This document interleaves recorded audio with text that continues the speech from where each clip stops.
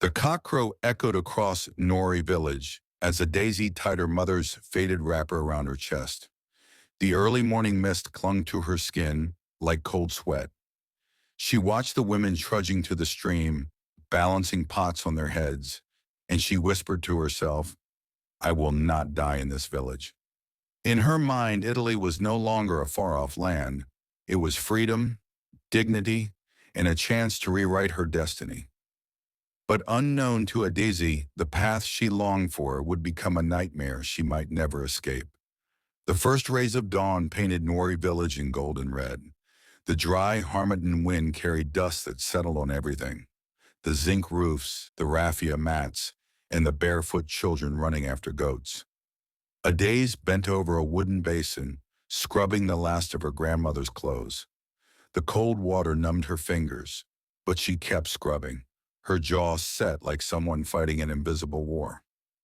At 19, Adesi had known more loss than many elders in the village. Her father had died in a building collapse in Lagos when she was barely 3. Her mother followed years later during childbirth, leaving her to the care of her aging grandmother. Poverty wasn't a visitor in their home. It was a permanent resident. The thatched kitchen smoked black with soot, and the only bed creaked like an old door. When chores were done, Adesi would slip inside, wipe her hands on her wrapper, and sit with her old Android phone. The tiny screen was her window to a world beyond the red soil of Nori.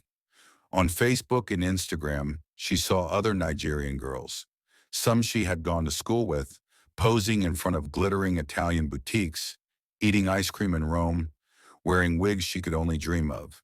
Their captions were full of English she couldn't always pronounce.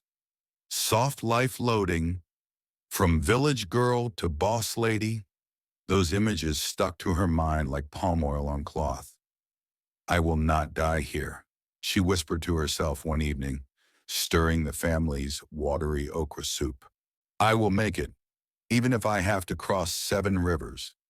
Her grandmother, who sat fanning the hearth with a palm leaf, only shook her head. Adesi, contentment is also a blessing, Mama said softly. Not all that glitters abroad is gold. But Adesi had heard those words too many times. She saw the way villagers mocked her worn slippers. She saw the pitying glances when she fetched water with children much younger than her. She knew her grandmother's pensionless life was not the future she wanted. That night when Mama had fallen asleep, Adesi lay on the raffia mat, staring at the cracked ceiling. Outside, the crickets sang, and the far-off sound of a night bus hummed along the highway. Her heart beat in rhythm with it, a drum of restlessness. In her mind, she was already in Italy, stepping off a plane, dressed in clothes finer than anything the village had seen.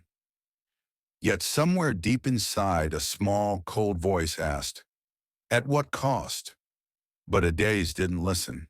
She was already building her dream, brick by brick, from the pictures and promises glowing on a small phone screen, the only light in a dark hut. The whole village buzzed like a disturbed beehive the day Madame Stella returned. Word had gone round since dawn. Stella done land from Italy. Even before she stepped out of the shiny black SUV that roared into Nori, children had lined the dusty road, craning their necks for a glimpse of her. She emerged slowly as if stepping out of a movie. Tall, light-skinned, her honey-blonde wig cascading over her shoulders, wrists jingling with thick gold bangles. Each time she raised her arm to wave, the sunlight bounced off the bangles, throwing flecks of gold on the faces of the crowd. In her wake was the scent of an expensive perfume the village had never smelled before. People whispered that one bangle alone could build a whole bungalow. Adesi watched from behind a hibiscus bush, her heart hammering. This was the kind of woman she had been scrolling past on Facebook, the type who took pictures with designer handbags and posted "Hash Boss Lady" as a caption. Now one of them was here, breathing the same dusty air. On Sunday, Madame Stella sat in the front pew of the small Anglican church, dropping crisp foreign notes into the offering bag. When she rose to testify, her voice was smooth and commanding. "I just came back to thank God," she said, "from cleaner to businesswoman. In Italy, God turned my life around. If you have determination and faith, you too can make it." The congregation erupted in applause. Even Grandma nodded politely, though her eyes stayed wary. After service, a small crowd of young women swarmed around Stella under the mango tree. Some asked how they could enter abroad.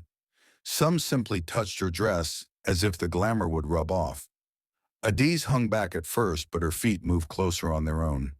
She heard Stella's promises: house help in good homes, legal papers, good salary. Europe is full of opportunities. She handed out small amounts of cash like sweets.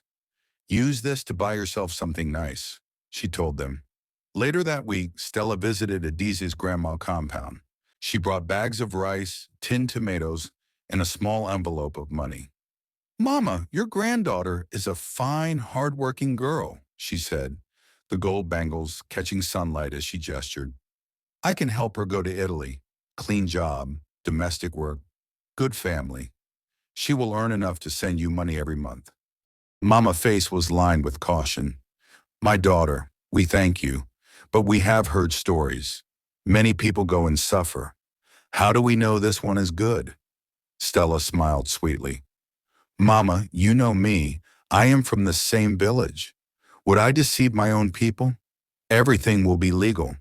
She placed a manicured hand over her chest. "Trust me."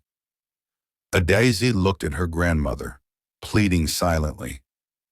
The promise sounded like rain on dry ground. A job in Italy, real money, a chance to rewrite her life.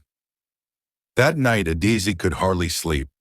The image of Madame Stella's gold bangles flashed before her eyes. Bright circles of hope, or chains of another kind, she couldn't tell. She only knew her chance had come, and she was ready to take it. The moon hung low that night, casting silver streaks across the cracked walls of her grandma's hut. Daisy sat awake on the raffia mattress, staring at the bundle of cash she had tucked inside a nylon bag. It had taken 3 tense visits to Mazikalu, the village moneylender, to secure it.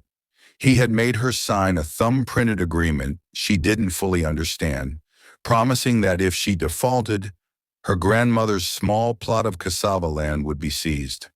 Adeza had signed anyway. To her, Italy was worth any risk. She had told no one but Madame Stella, not even her best friend at the stream. Each time her grandma mentioned rumors of girls who left and disappeared, Adezi bit her tongue. She didn't want her grandmother's fear to plant doubt in her heart. On the appointed night, Stella's driver called from a hidden number. "Be at the junction before cockcrow. Carry only a small bag, no noise." Adaz moved quietly. She folded 2 wrappers, her mother's photograph, and a small Bible into a Ghana must-go bag. Her hands shook as she packed. Before stepping out, she knelt beside Mama's sleeping form. The old woman's gray hair spilled across the mat like silver threads. Adaz touched her hand lightly, whispering, "Mama, I will come back for you. You will not suffer again. I promise." Tears rolled down her cheeks, but she didn't wake her. Outside, the Harmattan wind bit at her skin as she walked toward the main road. The village was still asleep. Only the night insects and a distant cockcrow broke the silence. When she reached the junction, a bus with tinted windows idled in the dark. A man in a leather jacket took her bag without a word. In the dim interior, a few other young women sat quietly, eyes lowered, clutching their belongings. As the bus pulled away, Adeza pressed her forehead against the glass. The red soil of Nori glowed faintly under the rising sun. She pictured herself stepping off a plane in Europe, earning enough to build a blockhouse for her grandma, sending home bundles of cash that would wipe away every insult she had ever endured. She didn't see the thin smile on the driver's face. She didn't see how the road ahead wound not only toward Lagos, but toward a world she could never have imagined. All she felt was a heady mix of fear and excitement, believing with all her heart that she was on her way to freedom. The Lagos that Daisy had pictured in her head was a glittering city of opportunities, but the Lagos she arrived in before dawn was a maze of warehouses and backstreets. The tinted bus stopped not at an airport, but behind a high metal gate in an industrial area. A man with dark glasses collected everyone's bags and led them into a dimly lit room. "Sit down, no noise," he ordered. Adaze glanced at the other girls, four of them, all roughly her age, all looking just as lost. Her excitement drained, replaced by a queasy knot in her stomach. "Why aren't we at the airport?" she wanted to ask, but the man's hard eyes silenced her. By mid-morning, their phones and passports had been taken for processing. "It's just for safety," a woman in high heels told them. "We don't want immigration, wahala. Everything is normal." Adiza's mind flickered back to her grandma's warning, but she forced a smile. "It's temporary," she told herself. "This is how it works." For 2 days, they were moved from one cramped apartment to another. Each place had for For 2 days they were moved from one cramped apartment to another. Each place had barred windows, thin mattresses on the floor, and a padlock on the outside of the door at night. They were told not to speak to anyone, not to go outside, not to call home until everything was finalized. Food was meager. Electricity flickered. Adaze began to feel like a prisoner waiting for a trial. On the third day, one of the girls whispered to her, "My cousin said this is how trafficking starts. They seize your passport, make you sign debts, and then—" The girl didn't finish. She just hugged herself, rocking. Adaze's heart pounded. She remembered things she had once scrolled past, online warnings about recruiters who promise domestic work abroad but control your documents. Stories of people forced into sex work or unpaid labor to repay travel costs. Pictures of shelters for rescued victims. They had seemed distant then. Now they felt close, pressing in on her like the four walls of the room. That evening, a new man arrived to give them orientation. He spoke about loyalty, about the madam who had invested so much in them, about debts they must repay quickly once they reached Italy. The word debt made Adaze's skin crawl.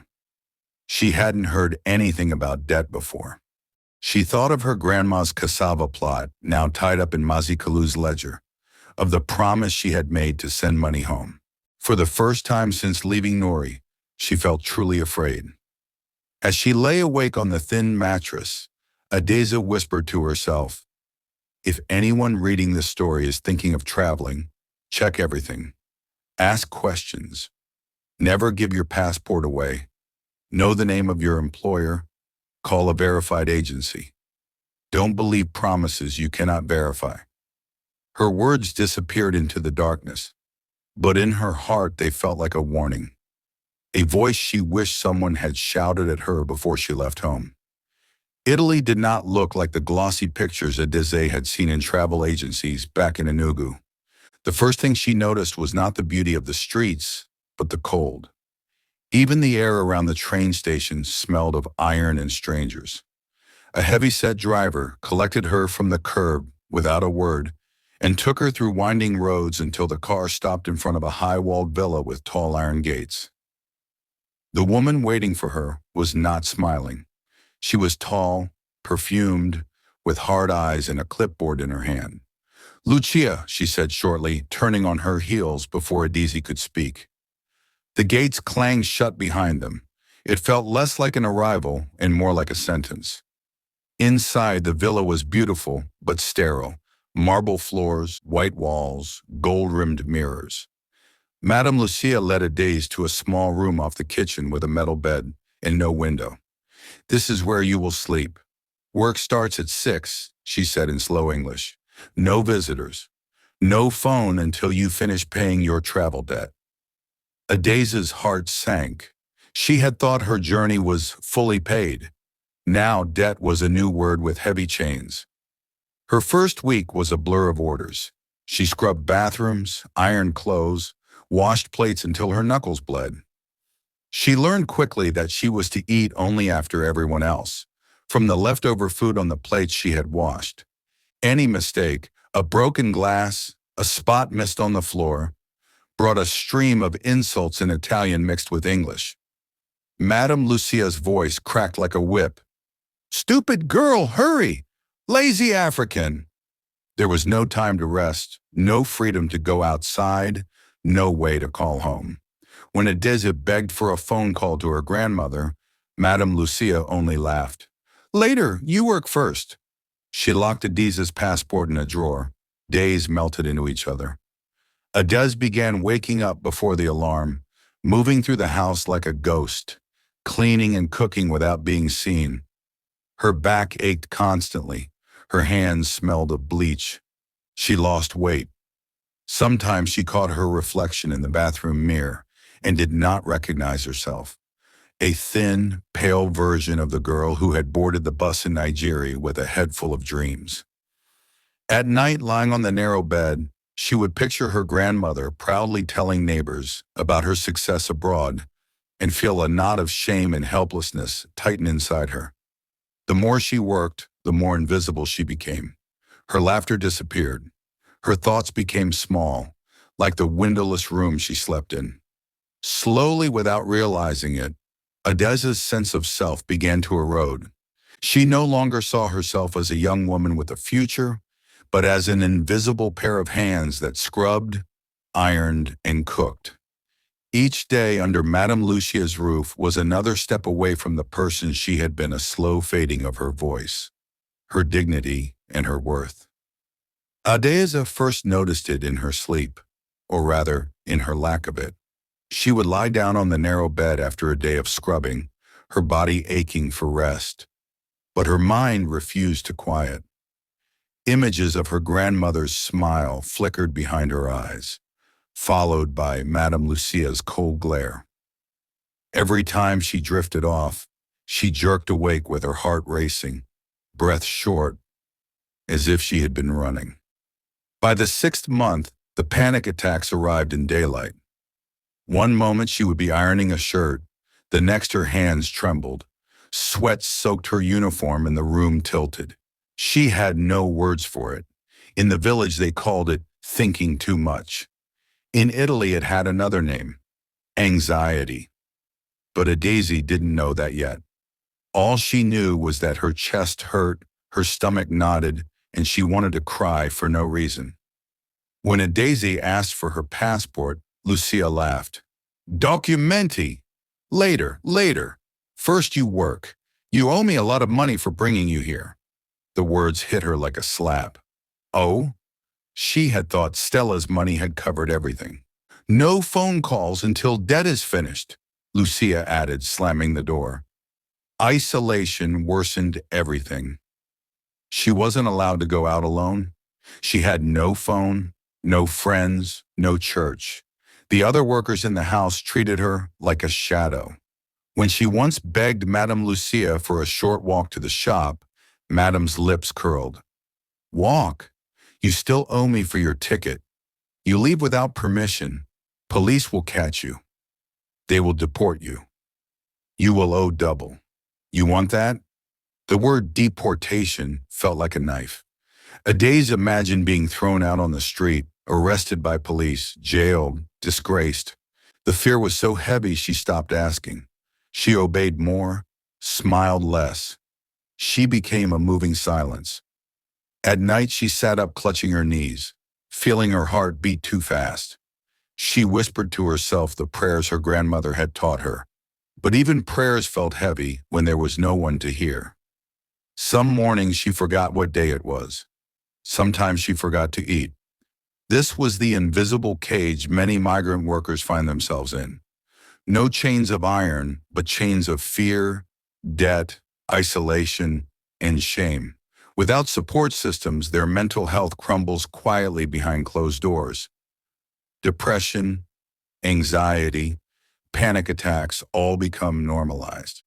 If someone had told Daisy before she left Nigeria about these dangers, she might have asked more questions, called hotlines, or sought an NGO, but she had believed only in the dream. Now the dream was a nightmare she could not explain to anyone.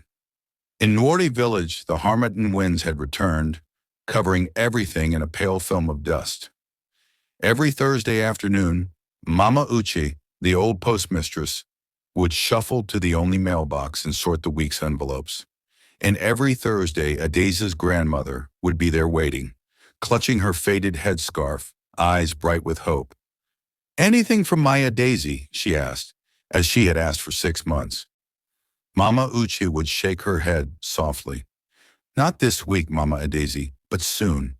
The ones in Italy, they like to send letters at Christmas." The old woman would nod, her heart sinking, but her face still proud. She walked home past the women at the market, who whispered behind their hands. "I hear Adeze is in Milan now. She has bought a car for one man in the city. They say she is working for one big madam. Money is flowing like water. She done blow, forget us. When she returns, she will build a big house here." The grandmother forced a smile, though inside she was restless. Each market day she listened to more stories.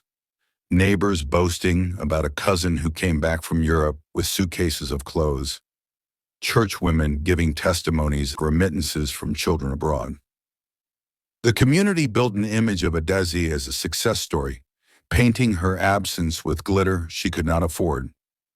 But in reality, across the sea, Adeze had no stamps, no envelope, no phone, no freedom to write.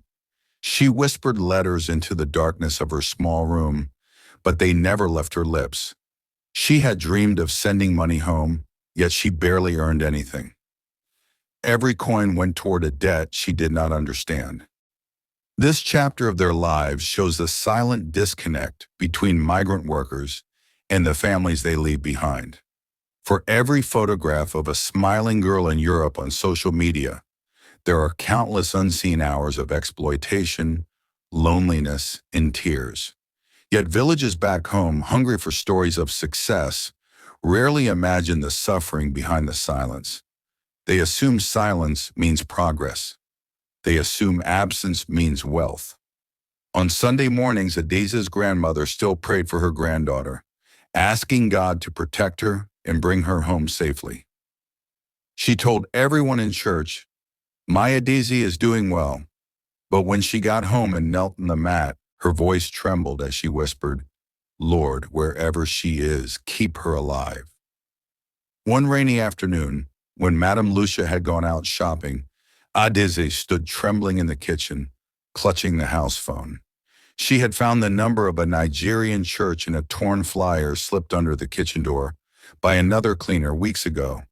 For days she had stared at it, too afraid to dial.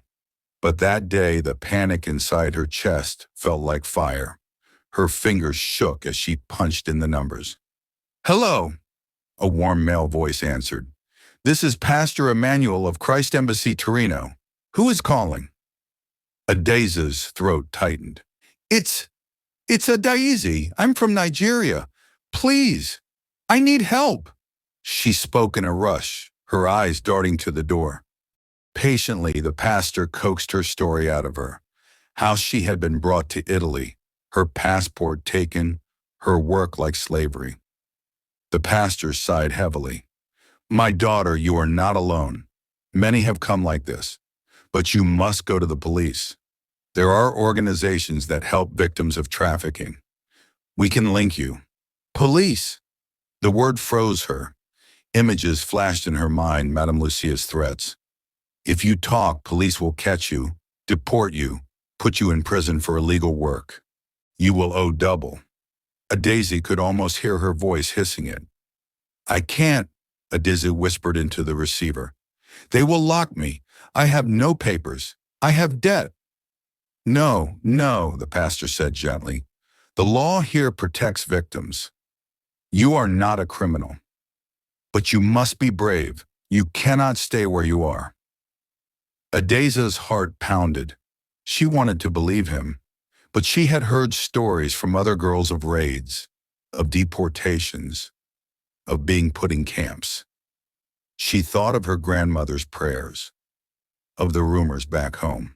What if she became a headline? Nigerian girl jailed in Italy. Tears rolled down her face. Please, pray for me, she said. I don't know what to do. When she hung up, the silence of the villa pressed on her like a weight. She sank to the floor, clutching her knees, her breath coming in ragged sobs. She had reached out, and for the first time in months someone had listened. But between her and freedom stood a wall of fear, debt, and a system she didn't understand. This is the hidden struggle of many undocumented workers abroad. Even when help exists, fear of authorities built from threats, misinformation, and past abuses keeps them trapped in silence. Winter crept into Adeza's bones. The villa's marble floors that once felt cold now burned her bare feet like ice. She no longer counted the days. She only counted the hours until she could collapse into the thin mattress in the windowless room. Even then, sleep did not come. Her body had shrunk to skin and shadows. The full cheeks she once had in worry were gone. Her arms looked like sticks. Sometimes she would catch her reflection in a polished kettle and recoil. Is this me? She whispered. The girl staring back looked like a ghost. The panic attacks that had begun quietly now came like storms. Her heart would race for no reason. She forgot to eat. Some mornings she dressed, cleaned, cooked, and spoke to no one, moving like a machine. Other days she stood staring at a wall for minutes she could not count, her mind floating somewhere far away, as though she were outside her body. It frightened her, but she could not stop it. This was dissociation, her mind protecting itself from pain by going numb. Madame Lucia called her lazy and threatened to deduct wages. You think you are in Nigeria? You work or you go back. Police will send you to prison, she barked. Adaz flinched but had no tears left. Her hope to send money home, to build a life, had drained away, replaced by a silent wish just to disappear. Many migrant workers break down this way. They are not weak, they are exhausted, isolated, traumatized. Without legal status, language skills, or supportive networks, they suffer in silence. Depression, anxiety, panic attacks, and dissociation are common responses to chronic exploitation. Yet because there is so much stigma and so few accessible mental health services, their suffering remains invisible. If Adeze had known the signs, constant fear, sleeplessness, loss of appetite, feeling detached from herself, she might have reached for help sooner. If the systems meant to protect victims were more visible and trusted, she might have stepped out. But she did not know. She only endured. One night she sat on the edge of her bed, staring at her trembling hands. She could not remember the sound of her grandmother's laugh. She felt hollow like an empty shell. She whispered, God, am I still here? The room answered only with silence. The seasons rolled over Nori like waves. First the Harmattan, then the rains, then another Harmattan. Year after year, Mama Adeze still walked to the post office every Thursday, though her steps grew slower and her eyes dimmer. Each time she returned with empty hands, she told herself, next week my Adeze will write. But the letters never came. The money never came. Neighbors stopped asking. Instead, the rumors grew like weeds. I hear Adeze is married to a wealthy Italian. She doesn't want to come back, some said. Others whispered darker stories. They say she died during childbirth, or maybe she was deported. Who knows?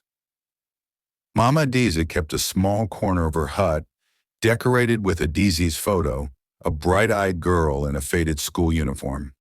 She prayed before it every night, her voice trembling. "Wherever you are, my child, God keep you." But as the years passed, her knees weakened and her heart grew tired. One morning, she did not rise from the mat where she had knelt to pray. The neighbors said her heart had broken. In Italy, no one in Ori knew that Adesa still lived a shadow in a foreign city, her papers gone, her voice unheard. She had become one of countless missing migrants, neither fully alive in the memories of home nor officially dead, just lost in the space between two worlds.